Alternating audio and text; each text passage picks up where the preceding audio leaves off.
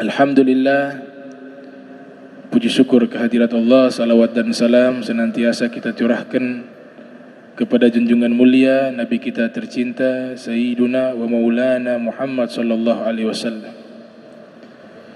Yang saya muliakan, saya hormati para imam Masjid Al-Munawwar, wabil khusus Al-Ustadz Sholeh Sakola yang sudah hadir, yang telah membuka tadi dengan istighfar dan salawat kepada Rasulullah Sayyidina Muhammad sallallahu alaihi wasallam. Mudah-mudahan kita dapat keberkahan salawat dan diampunkan dosa kita dengan wasilah istighfar kepada Allah Subhanahu wa taala. Seluruh jamaah, para asatizah, para muallimun wal mudarrisun, muslimin wal muslimat. Qala muallif rahimahumullah, babud du'a'i 'inda al-iqamah. Rawal Imam Syafi'i bi isnadihi fil hadithan mursala anna Rasulullah sallallahu alaihi wasallam qala utlubu istijabat ad-du'a'i 'inda iltiqa'il juyush wa iqamatis salati wa nuzulil ghaith. Wa qala al-Imam Syafi'i rahimahumullah, wa qad hafiztu an ghairi wahidin talabal ijabati 'inda nuzulil ghaith wa iqamatis shalah. Al-Imam An-Nawawi melanjutkan pembahasannya dengan membuat satu topik berjudul doa di saat iqamah. Doa di saat iqamah. Rawal Imam Syafi'i bi isnadihi fil hadithan mursalan. Al-Imam Syafi'i rahimahumullah meriwayatkan dengan sanadnya di dalam kitab Jadi Al-Imam Syafi'i punya beberapa kitab. Itu peninggalan warisan ilmiah beliau, sampai hari ini masih bisa kita pelajari. Di antara kitab beliau artinya induk. Artinya induk. Nah, itu adalah kitab yang dinisbatkan kepada Al-Imam Syafi'i. Kalau kita coba menghitung berapa usia kitab kita perkirakan saja dengan usianya Imam Syafi'i, masanya Imam Syafi'i. Imam Syafi'i rahimahumullah lahir di Gaza, di Palestina pada tahun 150 Hijriah. Kemudian beliau wafat di Kairo, Mesir pada tahun 204 Hijriah. Dan kitab yang disusun oleh Imam Syafi'i itu di usia lanjut beliau, sudah mendekati wafat. Beliau menyusun kitab di Mesir. Nah, sekarang 1443 Hijriah, ribuan tahun. Tapi bisa kita pelajari, bisa kita baca kitabnya sampai hari ini. Itu bukti bahwa beliau seorang yang mukhlis, seorang yang ikhlas di dalam menulis kitab. Kitab tersebut sekitar 11 jilid. Kitab itu 11 jilid. Cetakan yang terbaru itu 11 jilid. Harganya 1.500.000. 11 jilid harganya sekitar 1.500.000. Di luar ongkos kirim. Nah, kitab ini sebenarnya bukan hasil tulisannya Imam Syafi'i. Jadi bukan Imam Syafi'i menulis kitab Nah, ini perlu diketahui. Tapi murid-murid beliau yang menulisnya. Beliau mengajar, kemudian murid-murid beliau mencatat penjelasan Imam Syafi'i, dikumpulkanlah catatan-catatan tersebut, kemudian dijadikan kitab. dan dinisbatkan kepada Al-Imam Syafi'i. Murid yang mengumpulkan isi-isi fatwa dan istidlal pengambilan dalil yang termaktub di dalam kitab Al-Um, ada dua orang murid. Yang pertama namanya Al-Imam Yusuf Al-Buwaiti Al-Misri. Beliaulah yang mentadwin, yang menghimpun penjelasan-penjelasan daripada Imam Syafi'i. Beliau yang mengumpulkan itu. Murid kedua namanya Ar-Rabi' bin Sulaiman Al-Muradi Al-Misri. Beliau yang membuat subtopik kajian, karena di dalam kitab Al-Um itu dibahas secara sistematis per bab. Masalah solat dibahas bab solat atau kitabus solat dibahas, kitabul wudu dibahas. Nah, itu yang membuat topik-topik kajian tersebut muridnya Imam Syafi'i, bernama Ar-Rabi' ibn Sulaiman Al-Muradi Al-Misri. Dua orang murid Imam Syafi'i inilah yang menghimpun, menulis dan menyusun kitab Al-Um, bukan tulisan tangannya Imam Syafi'i. Dan ini dua murid yang terdekat. Kitab Al-Um ini masuk kategori Al-Qaulul Jadid. Al-Qaulu Jadid. Jadi pendapat Imam Syafi'i yang terbaru. Para ahli sejarah menyatakan Al-Imam Syafi'i punya dua ijtihad, dua pendapat di dalam masalah-masalah fikih. Yang pertama namanya Al-Qaulul Qadim, pendapat lama. Pendapat lama itu beliau ada di Irak. Beliau ada di Irak, Al-Qaulul Qadim. Di situ beliau punya pendapat-pendapat yang klasik. Ketika sudah bertambah pengalaman, bertambah ilmu pengetahuan, maka beliau hijrah ke Mesir. Disitulah bertambahnya pengalaman, ilmu. Beliau merubah beberapa pendapat beliau, disebut dengan Al-Qaulul Jadid, pendapat baru. Ini gambaran kitab Al-Um. Nah, kitab Al-Um ini adalah kitab menurut Al-Imamul Baihaqi. Al-Imamul Baihaqi lahir pada tahun 384 Hijriah, wafat 458 Hijriah. Beliau punya kitab membahas biografinya Imam Syafi'i, berjudul Manaqib Al-Imam Syafi'i. Disebutkan kitab Al-Um ini punya 3 kelebihan. Yang pertama, sistematis pembahasannya. Jadi dibahas per bab setiap masalah fikih. Yang kedua, Imam Syafi'i menjelaskan dengan rinci sampai bagaimana gambaran cara mengambil istidlal, mengambil dalil dan menempatkan dalil. Itu Imam Syafi'i bahas juga di dalam kitab Al-Um. Yang ketiga, kitab Al-Um ini menjelaskan secara ringkas,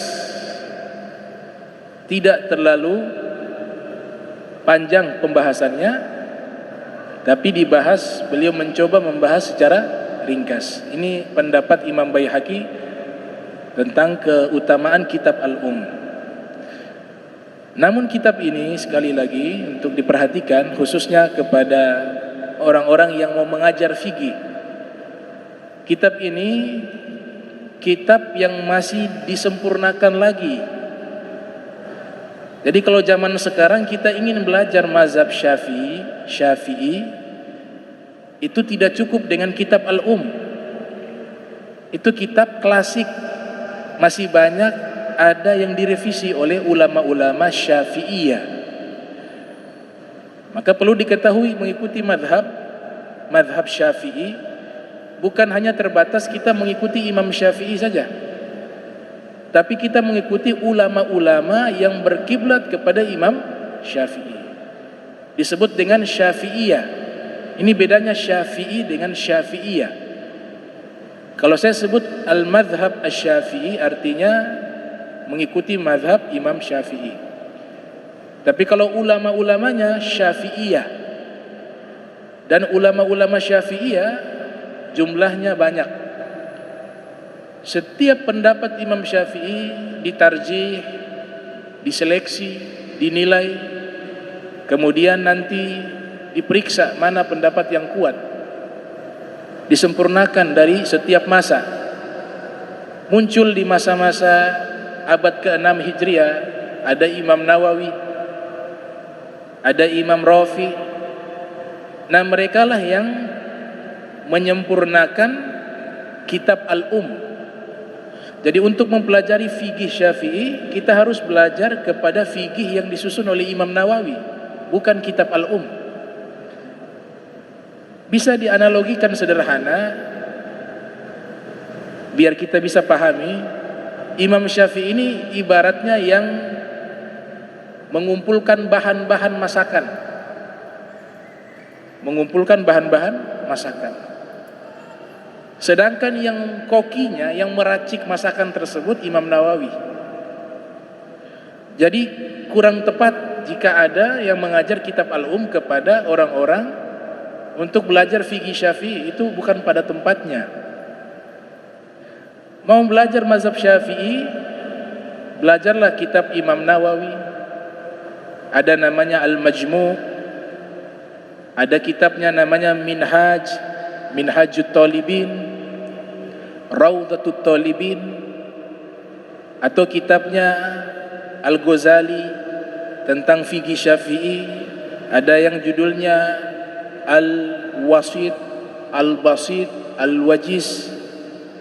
Atau belajar kitabnya Zakaria Al-Ansari, Fathul Wahhab, I'anatut Talibin, Said Shato, Fathul Muin, Zainuddin Al-Malabar, Minhajul Qawim, karya Ibnu Hajar Al-Haytami, Tuhfatul Muhtaj, Nihayatul Muhtaj, karya Imam Romli, Mughni Muhtaj, karya Al-Imam Khatib Asy-Syarbini. Nah, ini mau belajar fikih Syafi'i di situ kitab-kitabnya. Karena disitulah mereka sudah menseleksi pendapat-pendapat yang dinyatakan oleh Imam Syafi'i, mana yang kuat, mana yang lemah. Sama seperti hadis, ada yang dhaif, ada yang hasan, ada yang sahih. Jadi jangan kita belajar fikih Syafi'i hanya merujuk kepada kitab Al-Um. Itu bukan tempatnya.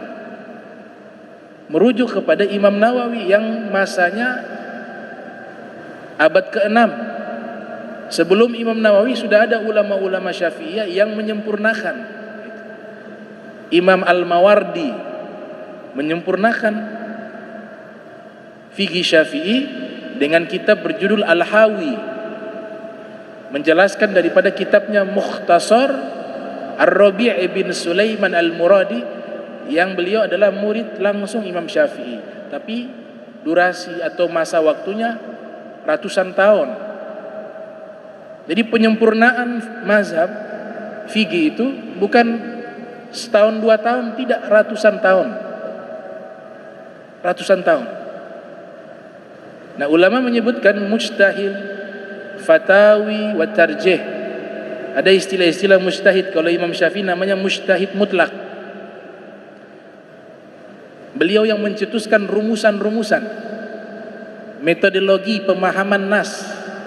Itu Imam Syafi'i, disebut dengan al-mujtahid al-mutlak. Setelah al-mujtahid mutlak ada namanya al-mujtahid al-muqayyad. Mereka mengikuti metode Imam Syafi'i, diteruskan, disempurnakan, seperti Imam Tobari. Tapi ada juga namanya mujtahid tarjih,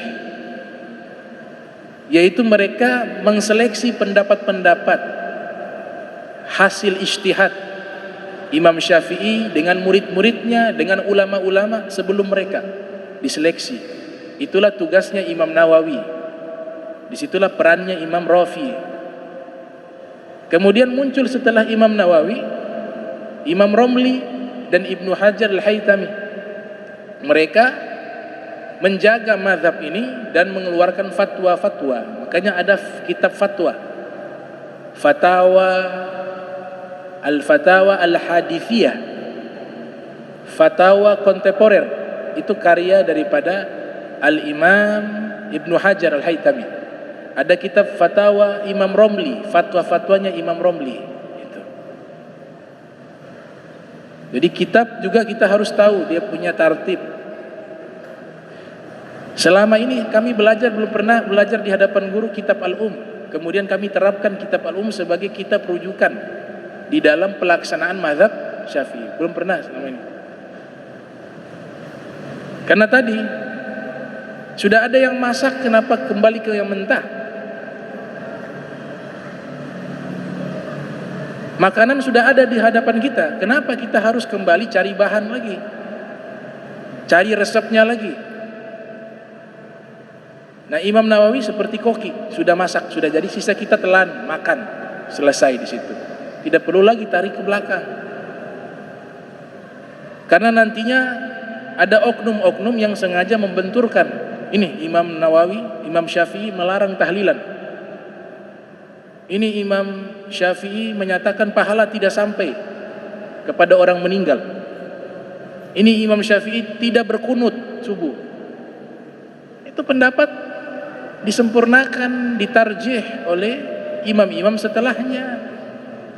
Salat subuh, kunut itu kesepakatan ulama Syafi'iyah, sunnah muakkadah. Mazhab Malikiyah juga kunut subuh. Mazhab Hanafiyah dan Hambaliyah tidak kunut subuh, begitu. Jadi sehingga diambil sesuai dengan kepentingan. Wallahu alam, apa ada maksud atau tidak. Nah, itu kitab Al-Um. Bukan berarti kitabnya tidak baik, tidak. Saya tidak nyatakan demikian. Tapi metodologi yang dipahami oleh ulama tidak seperti itu. Makanya Imam Syafi'i sendiri punya dua pendapat. Ada pendapat lama, ada pendapat baru. Saya nyatakan Al-Um pendapat baru, bukan pendapat lama. Kenapa? Karena kitab Al-Um, sebagaimana saya nyatakan tadi, ditulis oleh murid-muridnya Imam Syafi'i yang bernama Imam Al-Buwaiti dan Imam Rabi' ibn Sulaiman Al-Muradi. Kedua-duanya ini ulama Mesir. Ulama Mesir. Jadi ini tentang kitab Al-Um. Adapun kitab kedua namanya kitab Ar-Risalah. Inilah kitab pertama yang membahas tentang usul fikih. Jadi orang pertama yang menyusun dan menjelaskan tentang masalah-masalah usul fikih, al-qawaidul fiqhiyah, nah itu adalah Al-Imam Syafi'i rahimahumullah. Ada kronologis bagaimana beliau menyusun kitab Ar-Risalah. Ar-Risalah itu diterjemahkan ke dalam bahasa Indonesia artinya surat. Ar-Risalah artinya surat. Beliau punya sahabat seangkatan yang sama-sama pernah menimba ilmu kepada Imam Malik, bernama Al-Imam Abdurrahman ibnu Mahdi. Al-Imam Abdurrahman ibnu Mahdi ini lahir pada tahun 135 Hijriah.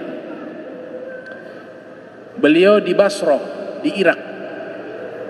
Al-Imam Muhammad bin Ahmad Al-Zahabi yang lahir pada tahun 673 Hijriah, wafat 748 Hijriah, di dalam kitabnya Siyaru A'lamin Nubala ketika menjelaskan biografi Al-Imam Abdurrahman ibn Mahdi, beliau nyatakan Al-Imam An-Naqid Al-Mujawwid Sayyidul Huffaz.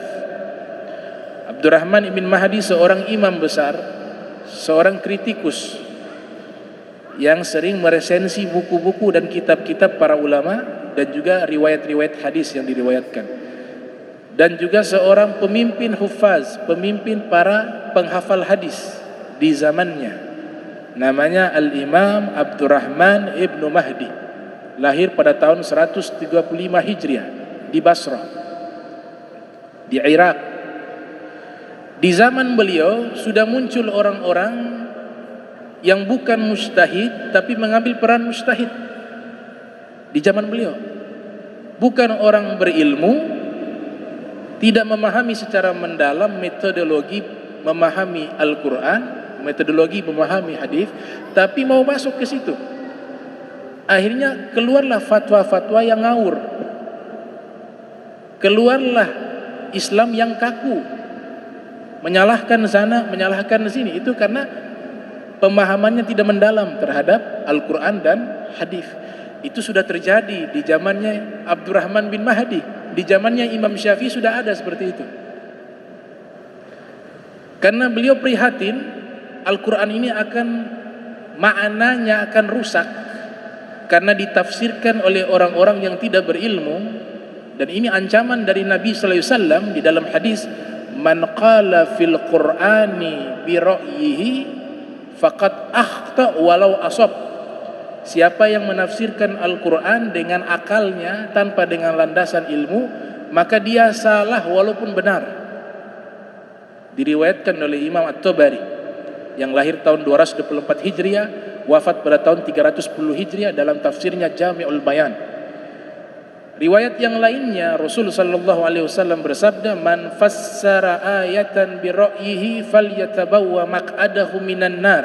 Siapa yang menafsirkan satu ayat dengan akalnya, bukan dengan landasan ilmu, maka dia sudah mengambil satu tempat di dalam neraka. Apa yang Nabi sampaikan benar-benar terjadi. Di zaman Imam Syafi'i terjadi orang-orang yang menafsirkan Al-Quran seenaknya, memahami nas seenaknya, memahami hadis seenaknya, hanya keluar fatwa-fatwa yang ngawur. Sekelas Imam Abdurrahman bin Mahdi, yang Imam Zahabi mengatakan pemimpin para penghafal hadis. Beliau kurang lebih 100.000 hadis sudah hafal. Itu pun beliau mengirim surat kepada Imam Syafi'i untuk meminta Imam Syafi'i menjelaskan metodologi memahami Al-Quran, metodologi memahami hadis, cara istidlal seperti apa, cara istinbat ahkam itu seperti apa. Itu ada metode, ada metodologi, bukan langsung main baca satu hadis kemudian dia istinbat hukumnya begini, hukum tidak seperti itu.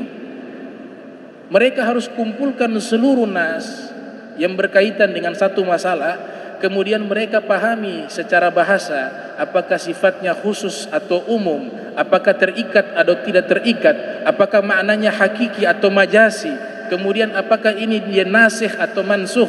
Kemudian dipahami secara bahasa yang benar, apakah ini bahasa-bahasa yang Nabi sampaikan dengan kronologis yang terjadi, itu dipahami mereka satu persatu. Itulah peran mujtahid mutlak. Jadi sekelas Imam Abdurrahman bin Mahdi, beliau menyatakan tidak mampu memahami nas dengan metode yang tepat. Seakan-akan beliau menyampaikan demikian. Kenapa? Karena beliau yang mengirim surat kepada Imam Syafi'i untuk menjelaskan metodologi memahami Al-Quran dan hadis. Jadi Nabi memberikan isyarat kepada umatnya, khususnya para ulama, bahwa Nabi Muhammad tidak hanya meninggalkan wahyu berupa teks, tapi Nabi Muhammad juga meninggalkan metodologi memahami teks dan nas Al-Quran dan hadis Nabi. Buktinya Sayyidina Umar bin Khattab pernah mencium istrinya di saat berpuasa. Lagi berpuasa di bulan suci Ramadan, Sayyidina Umar mencium istrinya. Kemudian Sayyidina Umar menganggap hal itu membatalkan puasa. Khawatir hal itu membatalkan puasa. Hanya sekedar mencium. Beliau beranikan diri melaporkan kepada Rasulullah SAW. Bertemu dengan Nabi Muhammad, kemudian menceritakan bahwa saya sudah melakukan kesalahan mencium istri di saat saya berpuasa di bulan suci Ramadan. Apakah batal ya Rasulullah? Sederhana maknanya seperti itu. Apakah batal ya Rasulullah saya mencium istri saya di saat saya berpuasa di bulan suci Ramadan? Apa sabda Nabi? Responnya Nabi? Nabi mengatakan, bagaimana menurutmu jika engkau dalam keadaan berpuasa, engkau kumur-kumur di saat berwudu? Maka Sayyidina Umar terdiam. Dan Nabi melanjutkan penjelasannya, fala ba'sa bihi. Maknanya fala ba'sa bih, gak ada masalah. Sama seperti kumur-kumur, lagi berpuasa, ketika kita berwudu, kita kumur-kumur, tapi tidak minum, tidak membatalkan. Mencium istri tapi tidak sampai berhubungan, maka tidak membatalkan. Ini Nabi ajarkan apa? Metodologi memahami nas. Bukan Nabi menjelaskan arti daripada nas tersebut. Ulama usuliyun menamakan kias, analogi hukum. Dan itu tidak sederhana. Tahqiqul mantuq, ada istilah-istilah digunakan oleh Imam Syatibi dalam kitab Al-Muwafaqat. Menempatkan dalil tempatnya di mana, menselaraskan dalil dengan dalil yang lain seperti apa, itu tidak mudah. Nah, dua inilah yang terkenal dinisbatkan bahwa ini adalah karya Imam Syafi'i. Nah, insyaallah kita lanjutkan lagi pendapat Imam Syafi'i tentang masalah-masalah tersebut di pertemuan berikut, bahwa Imam Syafi'i menyebutkan di antara waktu-waktu mustajab ketika berdoa itu di antaranya di saat iqamah sholat, di saat iqamat untuk sholat. Pertemuan lalu sudah disampaikan, ternyata ada riwayat doa yang diajarkan oleh Rasulullah sallallahu alaihi wasallam tatkala iqamah. Ya, mudah-mudahan ini bisa menjadi pencerahan, ya, pencerahan bahwa kitab-kitab yang ada yang ingin kita baca tetap harus perlu ditanya kepada yang mendalami, ya, karena kitab ini dia bisa merubah pola pikir kita. Buku-buku yang kita baca, kalau kita tidak punya pemahaman yang mendalam, ilmu yang luas, maka kita akan terpengaruh dengan kitab-kitab yang bisa merusak akidah kita, bisa merusak, ya, pemahaman kita terhadap agama Islam. Ya, maka butuh fas'alu ahla dzikri in kuntum la ta'lamun. Allah sudah memberikan jawaban, tanya kepada yang berilmu jika kalian tidak tahu. Ya, mudah-mudahan Allah Subhanahu wa taala jadikan kita orang yang tawadhu. Allah ampunkan dosa kita. Allah berikan istiqamah fi ta'ah wal ibadah. Allahumma jam'ana hadza jam'a marhuma wa tafarraqna min ba'di tafarraqa ma'suma wa la tajal minna wa la minna syaqiyya wa la mahruma. Allahumma nadhih qulubana 'ani ta'alluqi biman dunak waj'alna minkum min tuhibbuhum muhibbunak. Subhanaka bihamdika asyhadu an la ilaha illa anta astaghfiruka wa atubu ilaih. Wa sallallahu alaihi Muhammadin wa ala alihi wa sahbihi wa barik wa sallam. Wa lafu minkum wassalamu alaikum warahmatullahi wabarakatuh.